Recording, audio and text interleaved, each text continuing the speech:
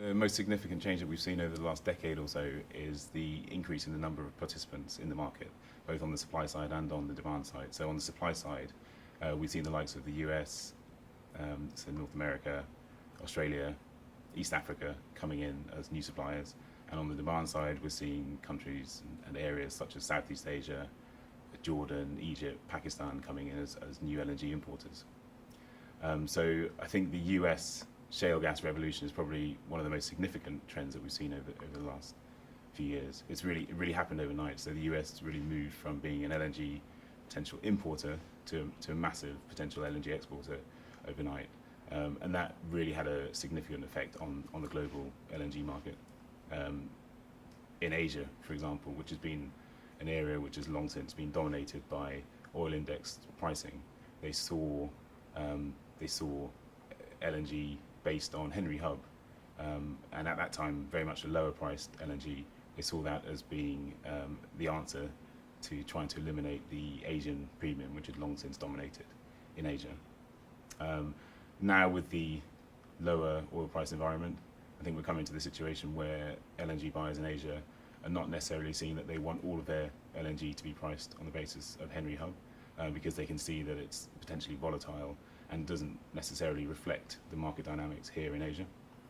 But at least they're looking towards Henry Hub and other index pricing as a means to at least try and hedge their risk, and not have all of their pricing based on oil indexed.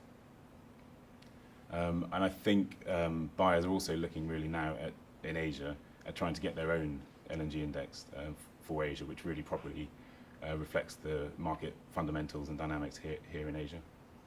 I think another trend which we've seen over the last few years is the fact that there's been more and more short-term trading in the market. So now around 30% of the market is based on short-term LNG trading.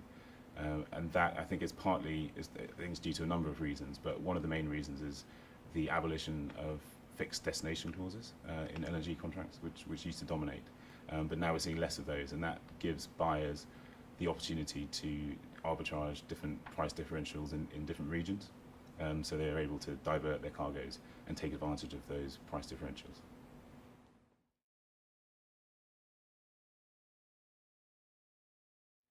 Well, I think LNG contracts are really very much a function of the market dynamics at the time they're negotiated. We do try and cater for changes in the market and what the market's going to look like in the future, but it's very difficult to do that. Even looking 5 years ahead, 20 years ahead, it's almost impossible to do that. And if you think you know the market in 20 years, you're probably going to be wrong. So we don't necessarily try and do that. What buyers are really looking for now is flexibility. So flexibility in terms of price, volume, destination, and having contracts that are able to adapt to quick and very rapid changes in the market.